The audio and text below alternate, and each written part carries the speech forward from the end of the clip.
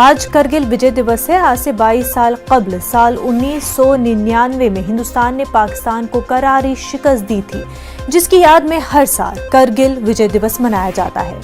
करगिल विजय दिवस की 22वीं सालगिरह पर करगिल जंग के दौरान जान निछावर करने वाले शहीद हिंदुस्तानी फौजी जवानों को खराज अकीदत पेश किया जाएगा। सदर जमहूरिया रामनाथ कोविंद 4 रोजा जम्मू कश्मीर दौरे पर है। आज लद्दाख के द्रास में सदर जमहूरिया करगिल के शहीदों को खराज अकीदत पेश करेंगे। इसके बाद करगिल वॉर मेमोरियल पर हाजिरी देंगे।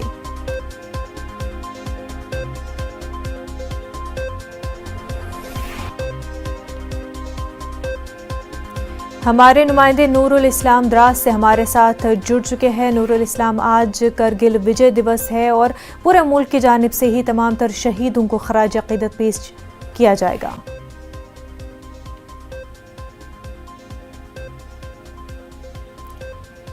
नूरुल इस्लाम, आप तक हमारी आवाज पहुंच पा रही है? हाँ जी मोनेजा, अगर हम बात करें विजय दिवस की तो 2 साल के वक्फे के बाद 22वां विजय दिवस द्रास में कल से शुरू हो चुकी है, जिसमें कई आर्मी अफसरान और शहीद जवान की फैमिलीज ने भी शिरकत किया है। ताहम तकरीबात का अहम हिस्सा आज था, जिसमें सदर जमहूरिया को आना था, मगर खराब मौसम रहते हुए प्लान भी एग्जीक्यूट किया है। और इस वक्त खबर ये आ रही है कि सदर जमहूरिया सीधे high altitude warfare school Gulmarg चले गए हैं। वहीं पर अभी सलामी जो है chief of the army staff CDS general Bipin Rawat लेंगे। जी बिल्कुल, तो खराब मौसम की वजह से अभी सदर जमहूरिया नहीं पहुंच पाए हैं, लेकिन तमाम पूरे मुल्क से ही जो है जो करगिल वॉर के शहीद हैं उनको खराज अकीदत पेश किया जाएगा। करगिल का जो वॉर मेमोरियल है उसकी खास अहमियत है नूरुल इस्लाम, उसके बारे में आपसे जानना चाहेंगे। जी हाँ, अगर हम करगिल वॉर मेमोरियल जो कि द्रास में यहाँ बनाया हुआ है, इसका काफी बहुत वैल्यू रहा है, खासकर इंडियन आर्मी को लेके, क्योंकि जो कारगिल वॉर हुआ था, जो इसका बेस यहाँ रहा है, जिसके 99 के जंग के बाद पूरे पाकिस्तानियों को यहीं से निकाल दिया गया था। और उन्हीं के याद में जितने भी उनके यहाँ शहीद हुए थे, उनके याद में हर साल यहाँ ये विजय दिवस मनाया जाता है। बिल्कुल नूरुल इस्लाम, बेहद शुक्रिया आपका।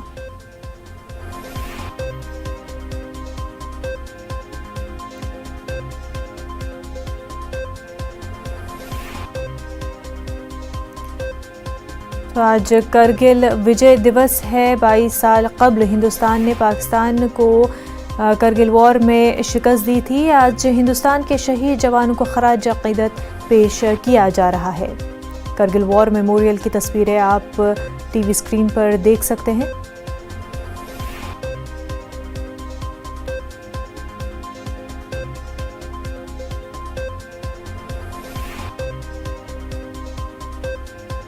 आगे बढ़ते हैं। महाराष्ट्र में तबाही के मनाजिर चार जानिब है। करीब 1,35,000 से जायद लोग बेघर हुए हैं। 100 से ज्यादा लोगों की लाशें दरियाफ्त की जा चुकी है। 100 अफराद अब भी लापता है। मुतादिद जख्मी है। जख्मियों का इलाज चल रहा है। करीब 875 से ज्यादा गांव तबाह हो चुके हैं। हुकूमत की जानिब से लोगों में जरूरी चीजें पहुंचाई जा रही है, वहीं लोगों को शेल्टर फराहम किया जा रहा है। रेस्क्यू ऑपरेशन और राहत बचाव जारी है।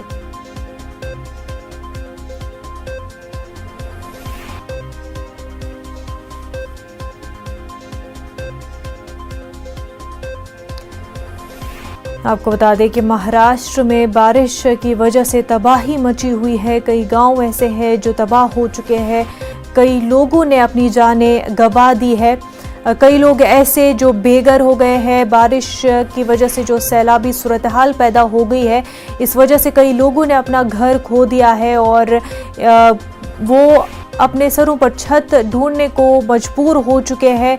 लोग अपना सब कुछ गंवा चुके हैं। इस बारिश में कई लोग ऐसे हैं जो सड़कों पर रहने पर मजबूर हो गए हैं। ऐसे में राहत और बचाव का काम भी जारी है।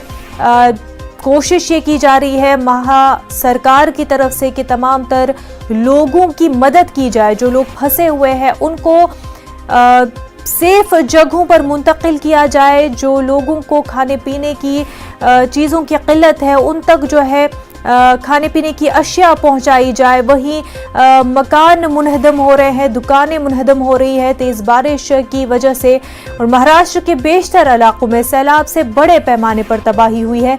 सैलाब मुतासरीन के लिए कोल्हापुर का दीनी मदरसा खोल दिया गया है। कोल्हापुर के मदरसा दारुल उलूम में सैलाब मुतासरीन को पनाह दी गई है। इस मदरसे में सैकड़ों सैलाब मुतासरीन को रखा गया है। मदरसा इंतजामिया की जानिब से सैलाब मुतासरीन को 3 वक्त का खाना दिया जा रहा है। मदरसे में मुकीम सैलाब मुतासरीन ने इंतजामिया की सताइश की है।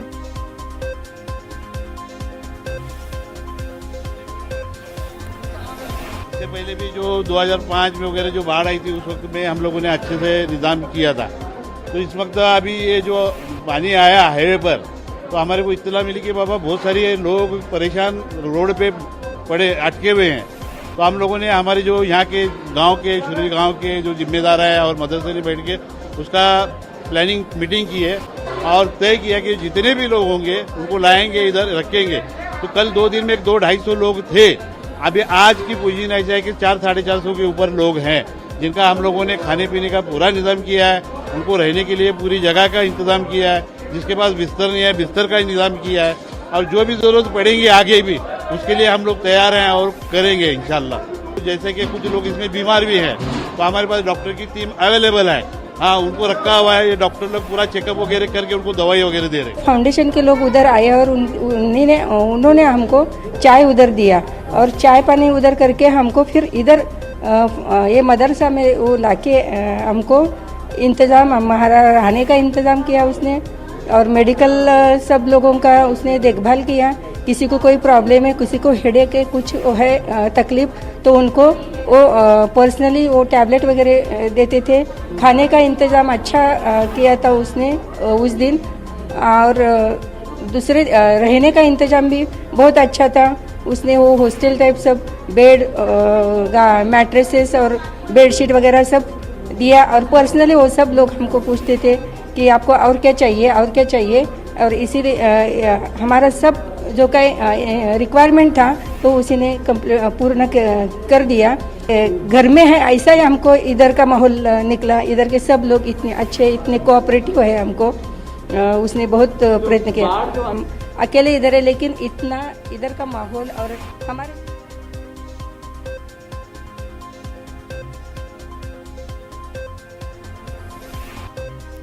महाराष्ट्र में सैलाबी सूरत हाल है। ऐसे में मदरसा इंतज़ामिया जो है वो लोगों की मदद के लिए सामने आए हैं। कोल्हापुर में मदरसा जो है लोगों के लिए खोल दिया गया है। जो लोग बेघर हो गए हैं, जो सैलाब मुतासरीन हैं, उनके लिए मदरसे के दरवाज़े खोल दिए गए हैं। मदरसे में तमाम तर इंतज़ामात किए गए हैं लोगों के खाने पीने के लिए, यहाँ तक कि दवाइयों के लिए, हर चीज़ का इंतज़ाम लोगों के लिए किया है। जो सैलाब मुतासरीन हैं उन्हें किसी तरह की कोई परेशानी ना हो, उन्हें कोई दिक्कत ना हो, इसका ख़ास ख्याल जो है मदरसे में रखा गया है। और लोग भी जो सैलाब से मुतासर लोग हैं जो इस मदरसे में पनाह लिए हुए हैं कोल्हापुर के मदरसे में, वो इंतज़ामिया का काफ़ी सताइश कर रहे हैं, काफ़ी शुक्रगुजार है मदरसा इंतज़ामिया के कि जिस तरह से उन्होंने मदद की। ऐसी मुश्किल वक्त में लोगों के लिए मदरसे के दरवाज़े खोले और मदरसे की जानिब से जिस तरह से मदद की जा रही है हर ज़रूरत के लिहाज से, खाने पीने को लेकर के, दवाइयों को लेकर के, मेडिकल की फैसिलिटीज़ तमाम तर रखने के हवाले से, इस वक्त इस मुश्किल घड़ी में लोगों के लिए जिस तरह से मदरसा इंतज़ामिया सामने आया है और एकजुट होकर, किसी भी मज़हब के लोग हो लेकिन इस वक्त तमाम तर लोग एक बराबर है। और यही देखते हुए मदरसा इंतज़ामिया ने शेल्टर जो है एक तरह से मुहैया किया है सैलाब मुतासरीन के लिए। हमारे नुमाइंदे वसीम मुंबई से बराह रास्त हमारे साथ जुड़ चुके हैं। वसीम, बहुत ही तबाही जो है बारिश की वजह से महाराष्ट्र में देखने को मिल रही है। कई लोगों ने जाने गंवाई हैं, कई गांव जो है तबाह हो चुके हैं।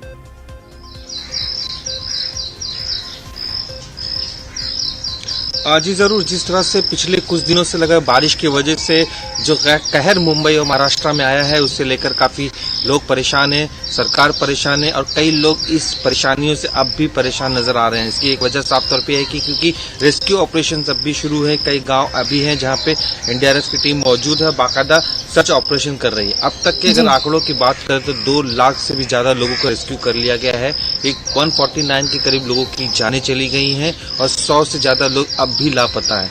लैंडस्लाइडिंग की वजह से कई गांव अब भी तकलीफों में नजर आ रहे हैं। 890 गांव ऐसे थे इस बाढ़ के दौरान जहां पर देखा गया था उनके साथ संपर्क टूट गया है।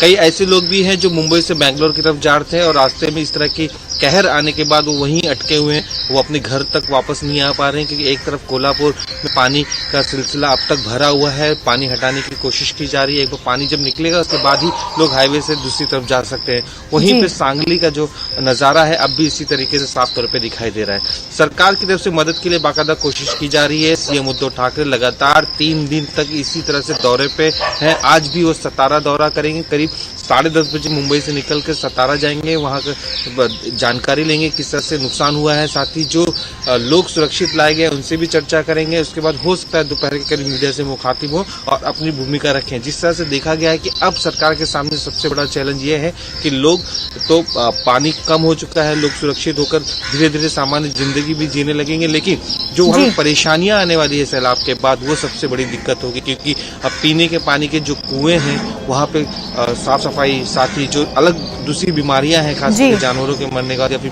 बारिश के गंदे पानी भर जाने की वजह से जो दूसरी बीमारियां हैं उसे किस तरह से निपटा जाए, ऐसी कई तरह के जो चुनौतियां हैं साफ तौर पर उनके लिए बिल्कुल चुनौतियां महासरकार के सामने बहुत सारी है और माना जा रहा है कि कई सालों के बाद इस तरह के सैलाबी सूरत हाल महाराष्ट्र में देखने को मिले। हालांकि हर मानसून में परेशानियां होती हैं, लेकिन इस बार जिस तरह से परेशानियां और दिक्कतें सामने आ रही है, कई लोगों ने जाने गंवाई है। महासरकार जो है पूरी तरह से कोशिश कर रही है। वसीम, बेहद शुक्रिया आपका। इस वक्त एक बड़ी खबर सामने आ रही है। सदर जमहूरिया रामनाथ कोविंद सयाहती मकाम गुलमर्ग का दौरा कर सकते हैं। जम्मू कश्मीर यूटी इंतजामिया के आला अफसरान गुलमर्ग पहुंचे। सिक्योरिटी के कड़े इंतजाम किए जा चुके हैं। श्रीनगर गुलमर्ग हाईवे पर जगह जगह सिक्योरिटी फोर्सेस के नाके सख्त कर दिए गए हैं। गुलमर्ग में इंडियन आर्मी की जानिब से तामीर किए गए जम्मू कश्मीर का सबसे ऊंचा कौमी परचम का भी इफ्तिताह किया जा सकता है। तो अहम खबर आपको बता रहे हैं, सदर जमहूरिया रामनाथ कोविंद गुलमर्ग का दौरा कर सकते हैं। हमारे नुमाइंदे मुनीर हमारे साथ जुड़ चुके हैं। मुनीर, सदर जमहूरिया गुलमर्ग का दौरा कर सकते हैं, ऐसे में सिक्योरिटी के सख्त इंतजाम किए गए हैं।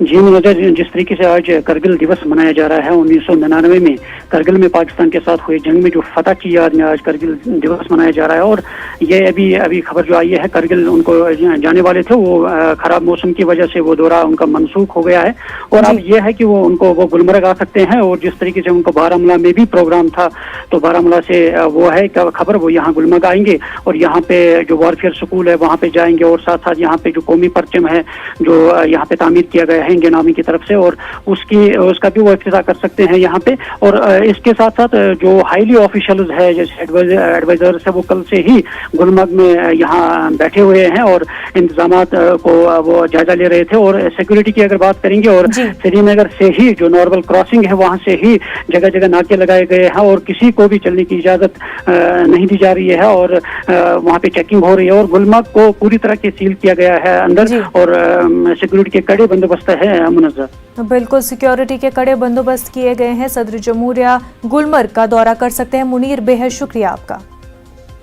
वहीं एक और बड़ी खबर आपको बता दें, खराब मौसम की वजह से सदर जमहूरिया का दौरा मनसूख हो गया है। सदर जमहूरिया का करगिल दौरा मनसूख हो गया है। सदर जमहूरिया करगिल का दौरा करने वाले थे, करगिल विजय दिवस के मौके पर करगिल का दौरा करने जा रहे थे, लेकिन ऐसे में खराब मौसम की वजह से सदर जमहूरिया का करगिल दौरा मनसूख हो गया है।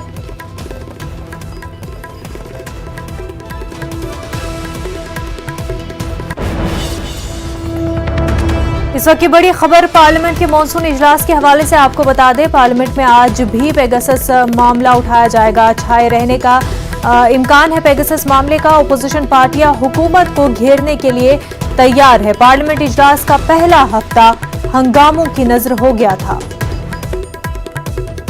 हमारे नुमाइंदे विनीत हमारे साथ जुड़ चुके हैं। विनीत, जब से पार्लियामेंट का मॉनसून सेशन शुरू हुआ है तब से ही पेगासस मामला जो है वो छाया रहा है और ऑपोजिशन जो है पेगासस मामले को लेकर के हंगामा आराई करती आ रही है और आगे भी माना जा रहा है कि ये मुद्दा जो है इसको उछाला जाएगा ऑपोजिशन की जानिब से। जी निश्चित तौर पर मैं आपको बताना चाहूंगा कि न सिर्फ पेगासस का मुद्दा है बल्कि कई ऐसे मुद्दे हैं जिसको लेकर के विपक्ष जो है वो लगातार सरकार को घेरने की कोशिश कर रही है। मैं आपको बताना चाहूंगा पेगासस के साथ साथ किसानों का मुद्दा है, पेट्रोल डीजल की कीमतों का मुद्दा है।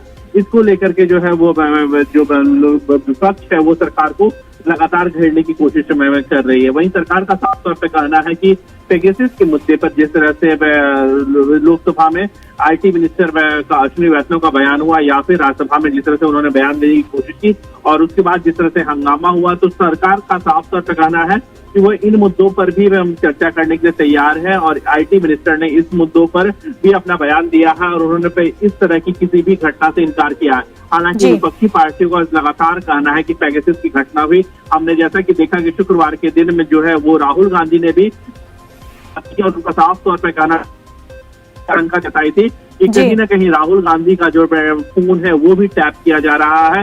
तो जिस तरह से हम देख रहे हैं कि विपक्षी पार्टियां जो है वो पेगासस के मुद्दे पर हमने देखा कि किस तरह से जो अकाली दल की पार्टियां हैं या आम आदमी पार्टियां हैं उन पर अपने जो आवाज है वो बुलंद की है। वहीं पर सरकार के भी अपने पक्ष है, सरकार की भी अपनी दलील है।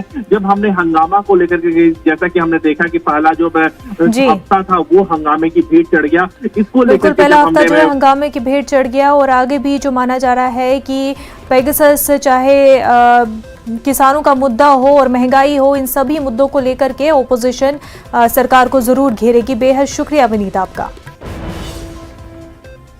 आगे बढ़ते हैं। सियाह कवानीन के खिलाफ दिल्ली में किसान तंजीमों का एहतजाज जारी है। एहतजाजी किसानों की दिल्ली के जंतर मंतर पर संसद जारी है। आज सिर्फ खवातीन एहतजाजी किसानों की संसद होगी। सुबह 9 बजे गाजियाबाद से किसान खसूसी बसों में सवार होकर दिल्ली के जंतर मंतर पहुंचेगी, जहां पर किसानों की संसद मुनक्किद होगी। एहतजाजी किसान सियाह कवानीन वापस लेने तक एहतजाज जारी रखने के बज़िद है।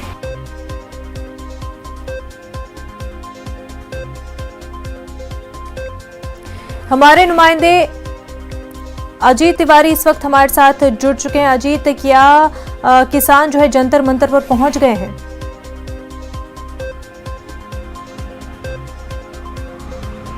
देखिए, किसानों का जंतर मंतर पे पहुंचने का जो समय निर्धारित किया गया है वह 11 बजे से लेकर के शाम 5 बजे तक का है और इसी क्रम में किसान यहाँ पे पहुँचते हैं, धरना प्रदर्शन करते हैं, अपनी बात रखते हैं। अपना मतलब किसान संसद जिसे कहा जा रहा है यहाँ पे आयोजित किया जाता है, अपनी बातों को रखते हैं। लेकिन आज की महत्वपूर्ण बात यह है कि आज जंतर मंतर पर जो 200 की संख्या में जो किसान पहुँचते थे, तो आज 200 की संख्या में महिलाएं पहुँचेंगी।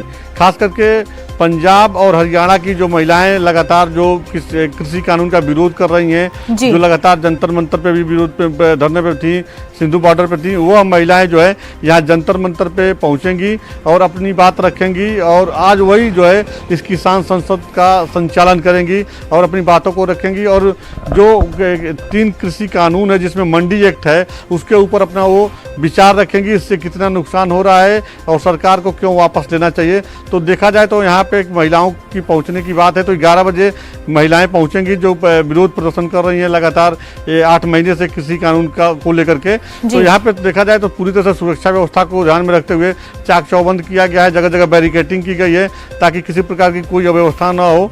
तो आज 11 बजे हम महिलाएं पहुंचेंगी और अपनी बात रखेंगी और विरोध प्रदर्शन करेंगे। बिल्कुल, जहां किसान एक तरफ धरना आंदोलन कर रहे हैं, वहीं पार्लियामेंट मॉनसून सेशन में भी ऑपोजिशन जो है इस मुद्दे को उठाने जा रही है। अजीत, बेहद शुक्रिया आपका तमाम तफसीलात के लिए।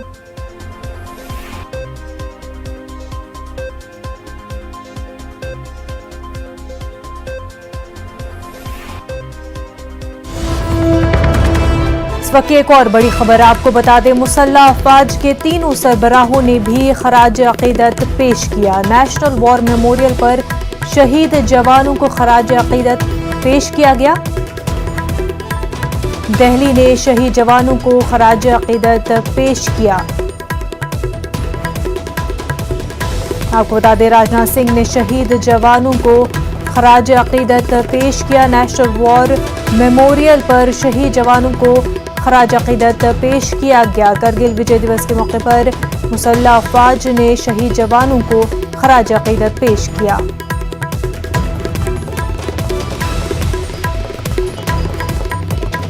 आज करगिल शहीद दिवस है और सदर जमहूरिया रामनाथ कोविंद जो है वो करगिल जा रहे थे, लेकिन ख़राब मौसम की वजह से उनका दौरा जो है मनसूख हुआ है और माना जा रहा है कि वो गुलमर्ग का दौरा करेंगे। लेकिन आपको बता दें कि राजनाथ सिंह ने जो है करगिल के शहीदों को खराज अकीदत पेश किया।